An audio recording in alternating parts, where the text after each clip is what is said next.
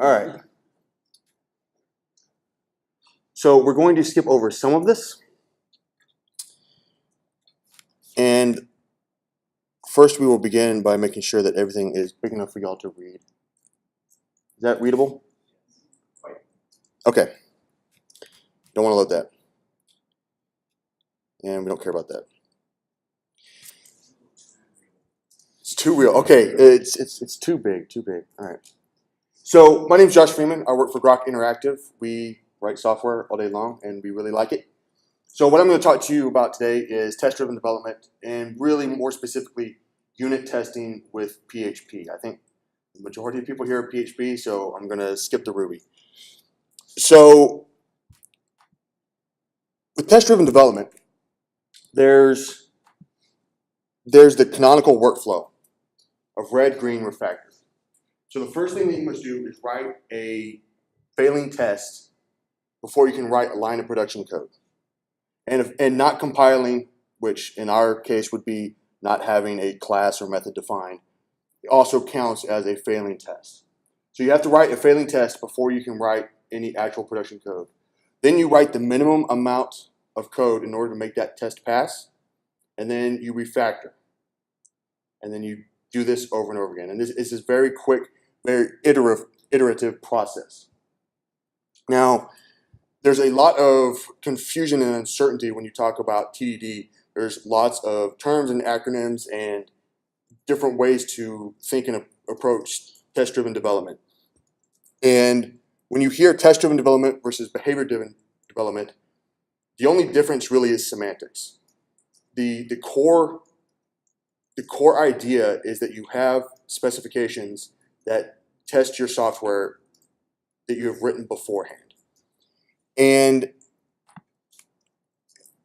many of the things that I'm going to talk about in this short 20 minutes are not my ideas. They are curated primarily from Sandy Metz and Bob Martin. And the first one that I'm going to pull up is the Magic Tricks of Testing. Sandy Metz. She gave this talk at a conference at RailsConf in 2013. There's an important slide that you'll need to understand. And it's this. That when you're starting to write tests, you want to write the fewest amount of tests necessary. Any duplication of tests or testing concepts is wasted processing time and wasted development time. And they typically will bind you to a particular implementation. So what you want to do is you want to look at the objects that you're testing in this way. And really what you want to do is you want to think about testing your objects. Think about objects as passing messages to one another. Rather than, think of less about calling methods and think about saying, you do this. So we break this out. And if you look at an object, you have three types of messages that an object's concerned with. You have incoming messages. So when you call object dot something or object arrow something, you're sending that message. That's an incoming message to that object. And then you have messages sent to self. And so when you're within a class definition and you have something that calls a private or protected method within itself, or even another public method, that is a message that is sent to itself. And you don't need to test those. Because if you have tested your incoming messages, all your private messages have been implicitly tested, and you don't need to waste time testing them. Then you have outgoing messages. And typically these are going to be messages that your object sends to other objects, hopefully that have been injected with dependency injection. And so here, when you say, I want to do something and someone else needs to be notified, it's not the responsibility of the particular object to do that other object's work. This goes back to single responsibility. That object is responsible for what it's responsible for, and all it has to concern itself with is make sure, hey, I told this object to do this. I don't care how it does it or what it does. I just need to make sure that that message was sent. So these are the only real three things you need to focus on when you're testing your objects. At any time, I always forget to say this at the beginning, if any time you have questions or you need me to restate something, please say something.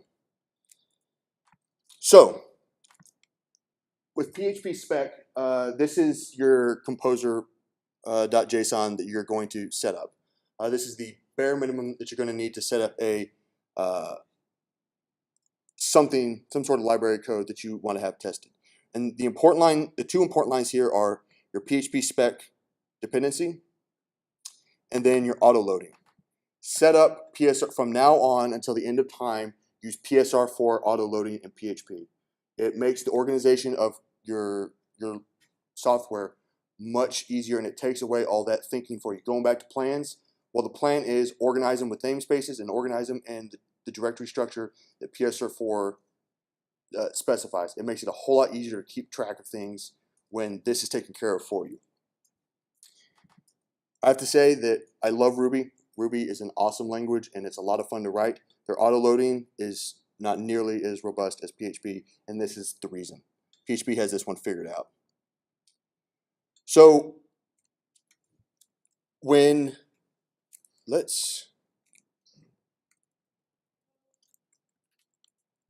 is that big enough? Yeah, all right. So I downloaded Composer beforehand. So I would do composer.far install, and this would install everything. I've already done it beforehand because networks are unreliable, especially when you're talking. So then you look at your vendor, and whenever you install PHPSpec, it installs a binary in vendor bin the vendor bin directory. And what that does is that's the executable, basically, that you will run in order to run your tests.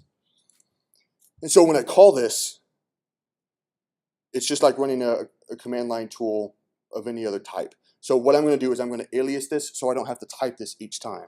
And this is just a bash thing, alias PHPSpec PHP vendor bin PHPSpec. PHPSpec. Okay, I'm good to go. So right now we have nothing. We've set up our dependencies and we set up our vendor. And we've had Composer install our vendor stuff. So the first thing that we're going to do is write a failing test. And we're going to do with our favorite computer science thing and do hello world. So we're going to call this class greeter. So PHPSpec has a lot of helpful workflows built into the command line tools. And I'm gonna show you how these work. So we do PHPSpec describe TDD, which is going to be our root namespace for this project, and then greeter. So here we see that the specification for TDD greeter was created here. If I go over to Sublime, I see that under spec, TDD greeter spec, it's created this file for us. These are basically just aliasing PHPSpec classes that we're going to need to run the tests. Greeter spec, and then each individual test that you set up is going to be a function within a test class. And when you run describe, the very first test that PHPSpec writes for you is initializable. And all it does is say this should have type TDD greeter. Now, PHPSpec does something kind of interesting with this. In the normal PHP sense, this refers to the particular object that you're working on internally. But PHPSpec uses reflection, which later on tonight, go and learn about PHP reflection. But basically, it allows you to, when you call methods on this, it first looks at greeter spec, but then it will look at an instantiated object of the class TDD greeter. So it's saying TDD greeter should have the class TDD greeter. Makes sense. Well, when I run it, there's only one problem.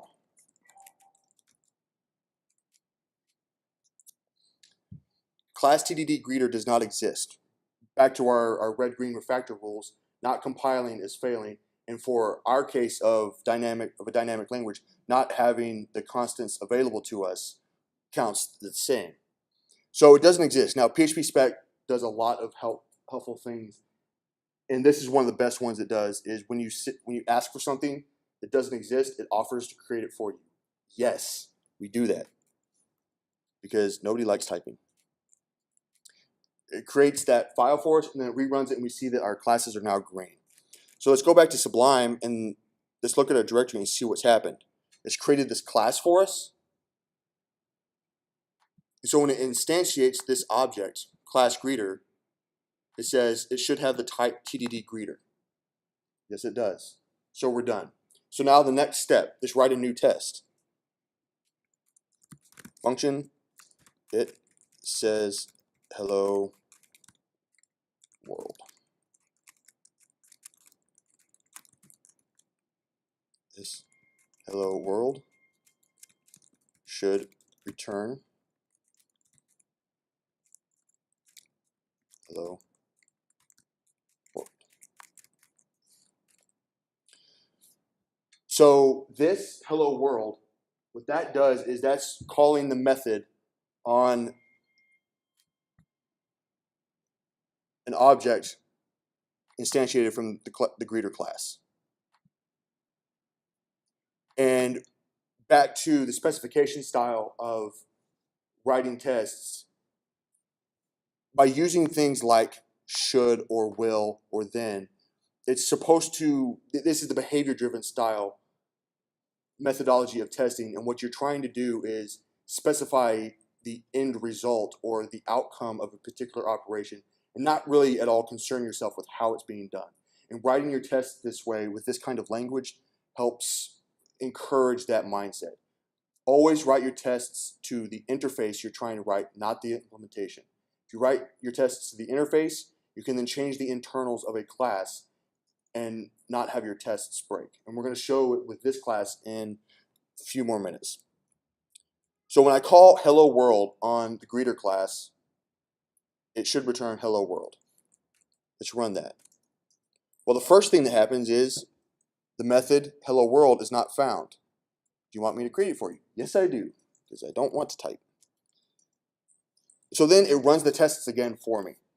And here we say it says hello world, expected hello world, but got null.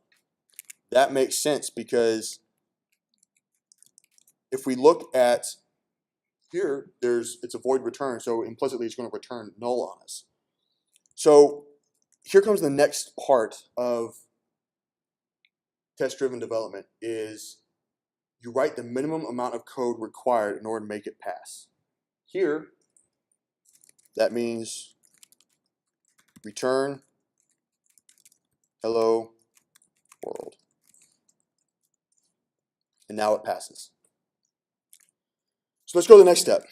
Let's say it says hello to individuals. This hello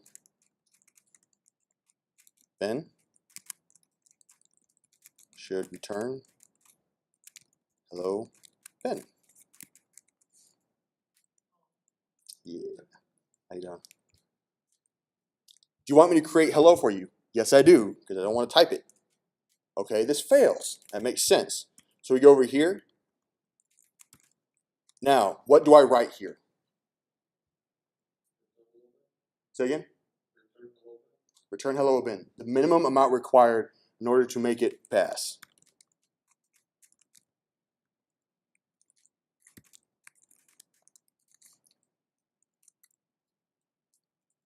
It passes, but we're not really getting what we want here.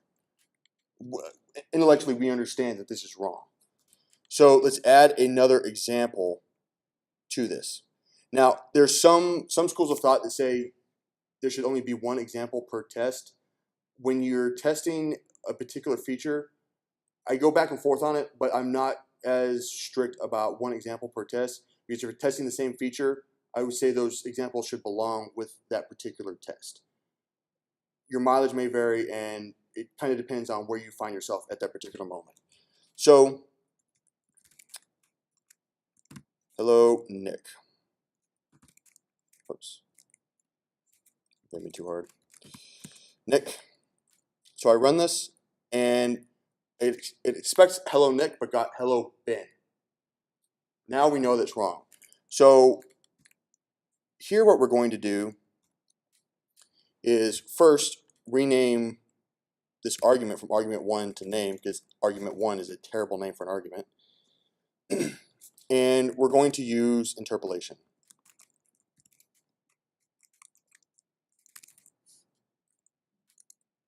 And now that passes. So now we have two examples of how hello should work given different inputs, and we get our expected output back. Now we want to just say hello in general.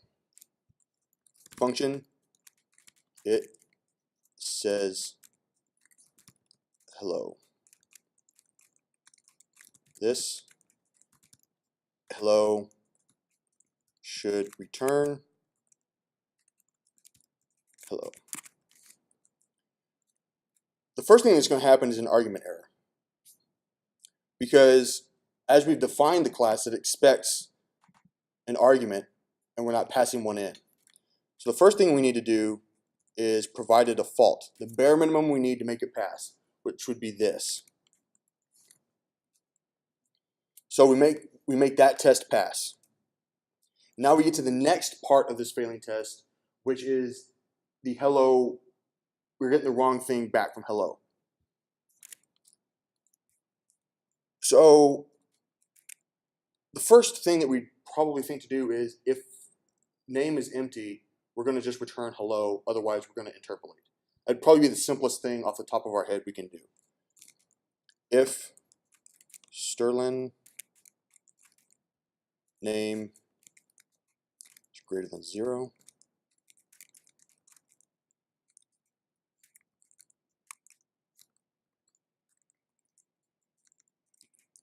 otherwise return hello. And that passes. That's the most simplest result for this. Now, we've done red to green, but we've kind of skipped the refactoring step. And because this example is so simple, it's going to be a little bit contrived, but I want you to see how now we can look at certain generalizations about what we've written.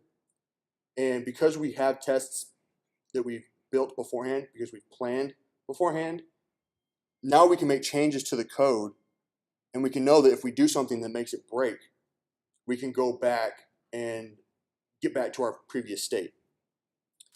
So the first thing that we recognize is I'm kind of condition adverse. I'm becoming more and more condition averse because conditions add complexity.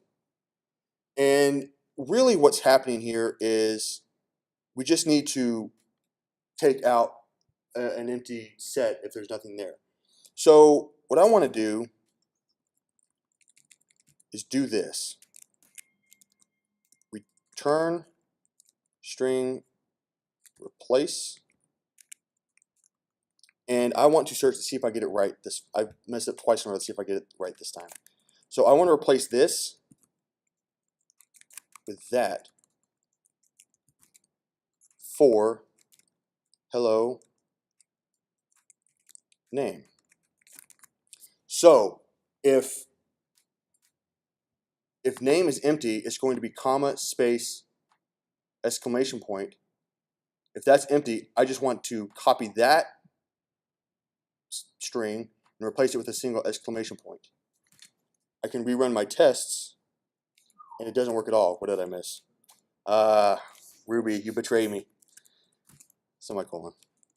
I've gotten really used to not writing semicolons. Okay, so now I've got all these previous examples that still work, and I've made a generalization that I prefer. Now, this is really going to be contrived, I admit, but really hello world could just be hello called to world. So instead, what I'll do is return this hello world. And it still works. And I've got tests that prove that that original implementation still works. Now, if we go back here, let's look at our messages sent to self. Within this hello world method, I sent the message to myself. I don't need to write a test for it. It is implicitly tested here. And I don't need to make any assertions that I've called internal methods or have tests for those other methods. This makes more sense when you have a private method that you're calling. How am I doing on time? I'm good. Okay. So the next part we want to get to is we want to have two objects working together. And we're going to do a simple example where we have a person class that has a name that we're going to change. And then we're going to have an observer that just needs to be notified when that change happens. So we close that out, and let's go back to our terminal. PHPSpec, describe, TDD, person. We write our failing test first.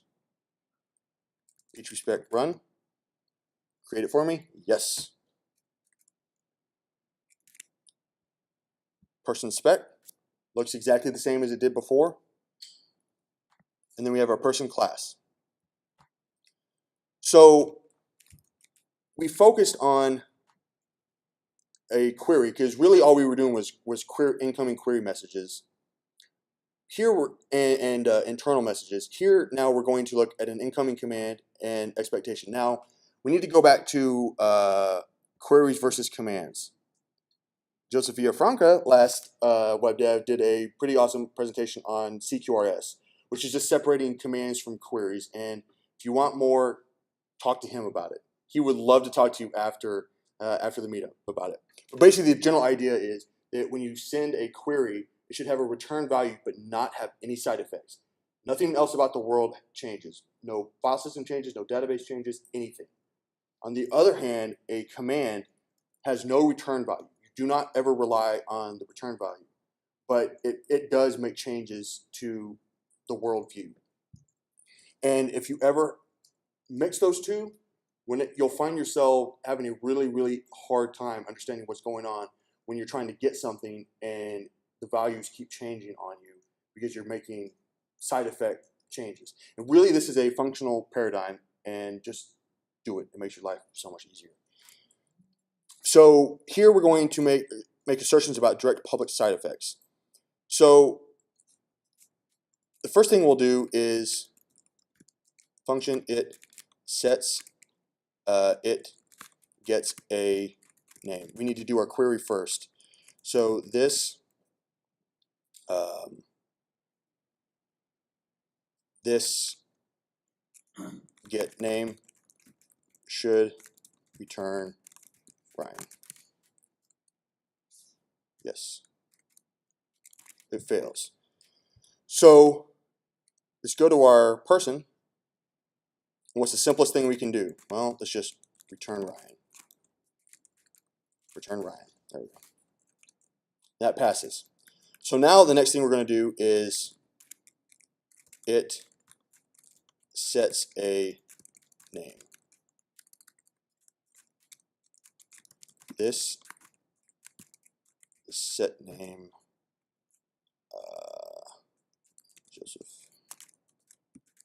should return. It actually shouldn't return anything. It's a command. And then here we make an assertion about a direct public side effect. So how do we find that out? We get the name, we call get name again. Return Joseph.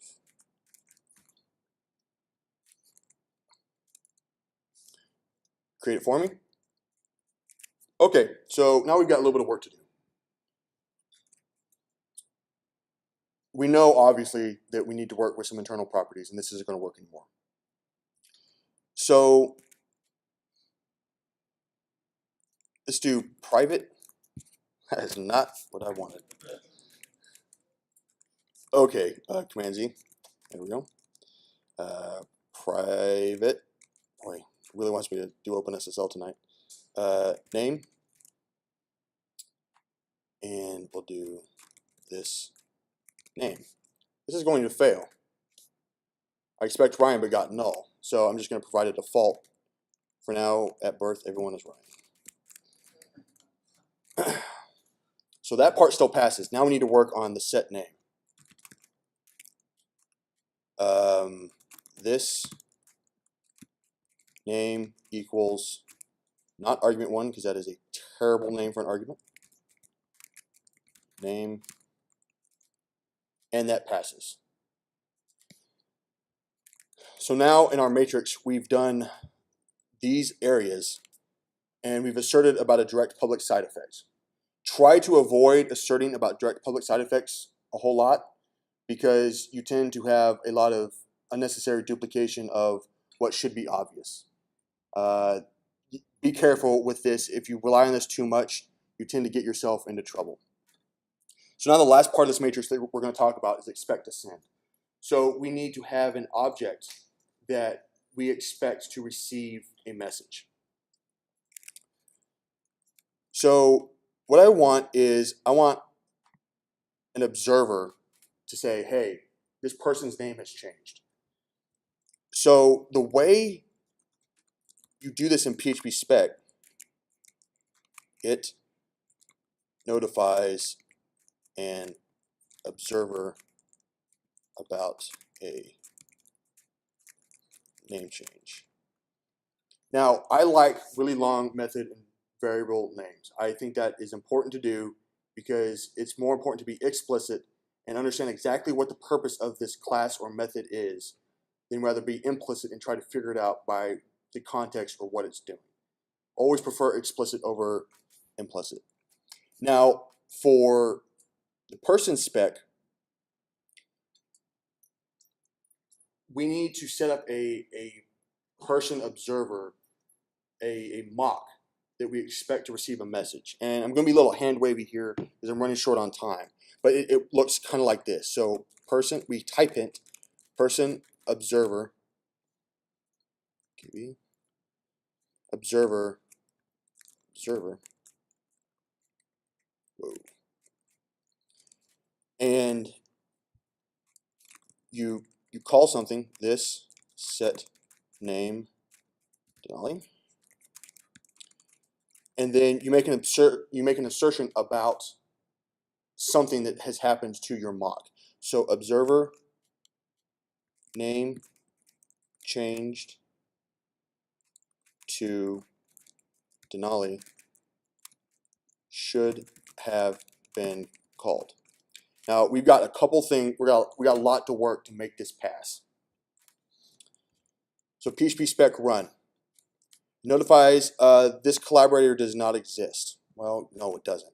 So the first thing we have to do is PHPSpec describe TDD person observer.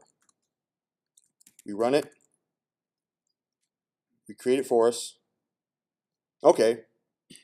So now we've got an aliasing issue. So let's use TDD person observer.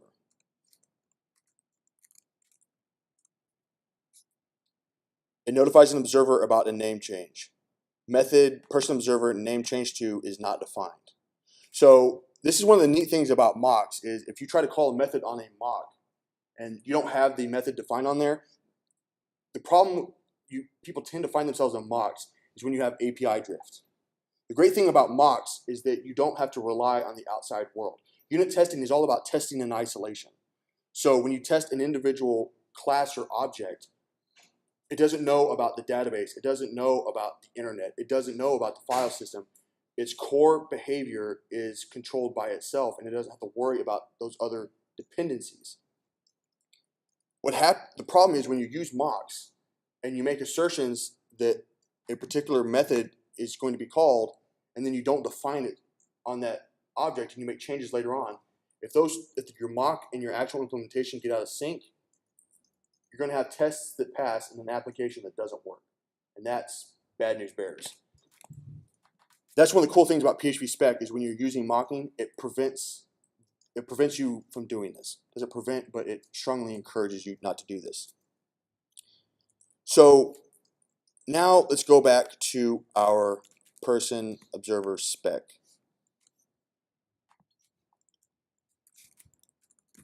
Function, it allows name change notifications. This name changed to Chris should actually, I just want to make sure that it exists. I don't care what it does. We're going to speed up through this and just not worry about what it does. I run it. Do you want me to create it for you? Yes, I do. So now I have an implementation of person observer name change to. I don't care what it does. That's not my responsibility right now. We're just going to make sure that this observer gets this notification. So if we go back to our person spec, observer name change to Denali should have been called. We look at this test. No calls have been made that match name changed to. We expected one, but we didn't get one. So now what we need to do is we need to have an object in here that works as that double and then has that method called onto it. And this is the last part that we'll talk about is dependency injection. And dependency injection will make unit testing very, very, very, very easy. And it will make your life a whole lot more simple and less complex if you do it right. And if you find yourself having lots of dependencies, you'll find probably that your classes are trying to do too much. So we have to somehow get an observer into the person. So we're going to inject it.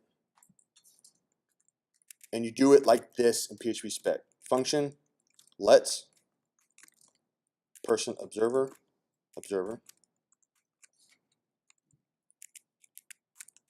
this be constructed with observer. Think about it like English. Let this be constructed with the observer object. This is just dependency injection. So whatever my person needs, I'm going to provide it. I run this test. It's going to add, I'm trying to call construct now with an argument, which by default PHP classes don't have. So create it for me. And now all we got to do is hook up this observer to that set name. Sure. This is the last part. We're at the home stretch, guys. Observer. This observer equals observer. Private observer. And then we do this observer name change to name. And it passes. And so now I have a get that I know works. I have a set that I know has a direct public side effect that I can call. And then I've injected an observer that whenever I change someone's name, it gets notified. I don't care what the observer does right now. That could be send an email, notify an admin, whatever. But now I know that whatever observer I pass in will get that notification. So now we've filled out our commands, and we won't worry about outgoing queries. That's for another day. So this is the unit testing chart, and this is all you really need to concern yourself with at the unit testing level. When you're writing unit tests, you'll find that having more classes or more objects that do fewer things is easier to reason about and easier to work with than fewer classes that do a lot of things. And this goes back to SAWed, the acronym built by Bob Martin that really focuses you on the object-oriented design principles that have made working software with OOP so useful and so easy. So these are the 2 talks that you need to listen to. You'll notice that a lot of what I've taken from, a lot of this talk tonight has been taken from Sandy Metz's talk, The Magic Tricks of Testing. This is an awesome, awesome talk that goes into better detail and more concise detail about these basic principles. It is in Ruby, but you'll live. The Test-Driven Development by Bob Martin. This is about an 1.5 to 2 hour talk where he goes and builds an application that in Java where you score. It's a bowling. It's a bowling game, and you build how you score that in a test-driven way. And Java is just kind of a stricter version of PHP. You'll be able to understand what's going on. You may not be able to write it, but you'll understand what's going on. And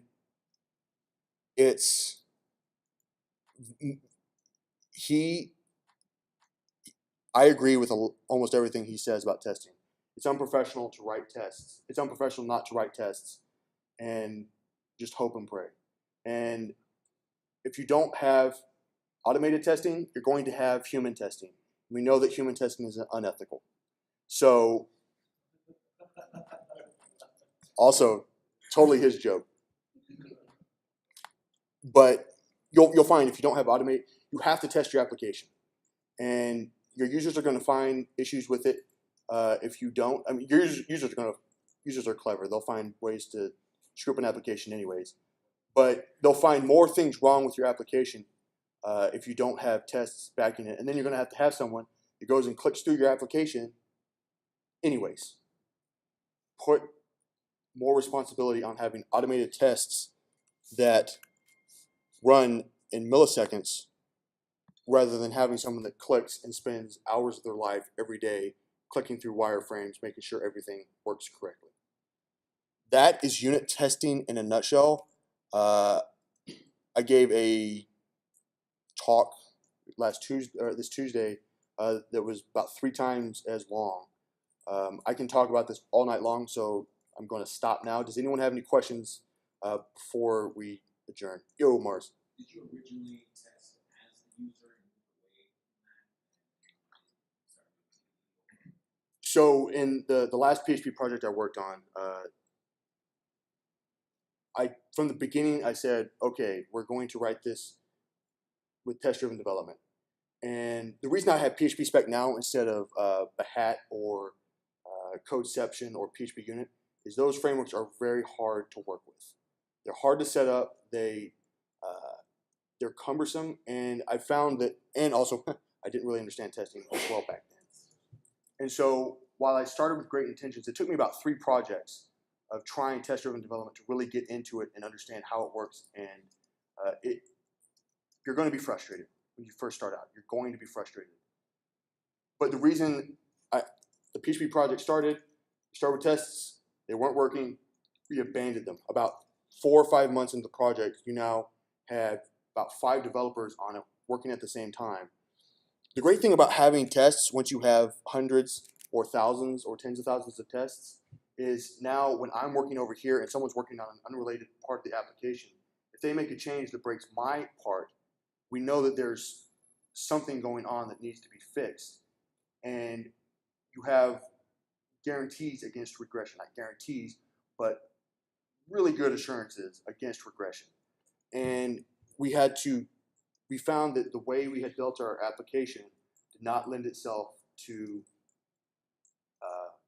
testing very well. That's why we adopted the CQRS model, because it made testing much more approachable. And when you're working with classes at the unit level, PHPSpec really is the way to go. If it's hard to write tests, you're writing your classes wrong. That is a great indication, a great smell that there's something that you're misunderstanding about either how you're writing the tests or what the responsibility of that object is. And it just takes time. So on the other hand, yeah. Can you bring up your proposal about JSON Yeah.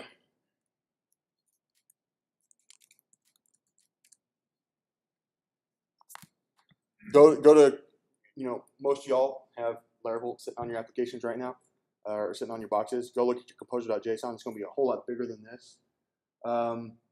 Just focus on your PHPSpec, what's on your required for dependencies.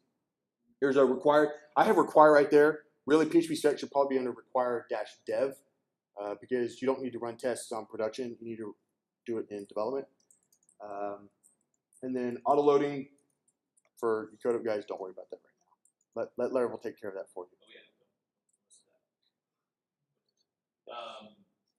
Where's the natural matter? I have it set up under my old PHP project, and I don't remember how to get it running. Come on.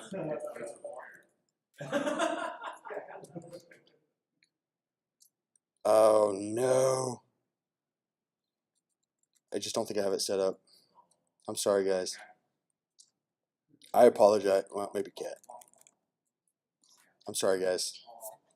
All right, other questions?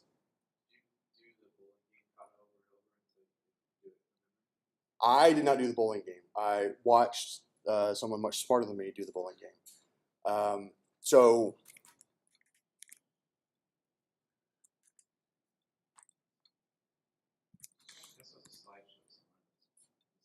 time to come and join us and through more than a line of code. I'd never be able to write a whole if statement. okay, so this is not one of the better ones where so you can see a lot of him. Because I knew it would. But he goes through towards the latter half. He goes through and just builds a bowling game where you can score and deal with frames and spares and strikes and all that stuff. And what's important about this is there's an insight that he realizes about the test at the end that he got to a point where he was able to stop writing code and didn't have to write more. And that's one of the neat things about testing is sometimes you realize you're done and you think you need to write more until you get to the complete specification and your plan's done and you don't need to write more. Now, depends on how complex of what you're working on if that ever works out for you, but don't forget the refactor step. Always refactor. Anything else? All right.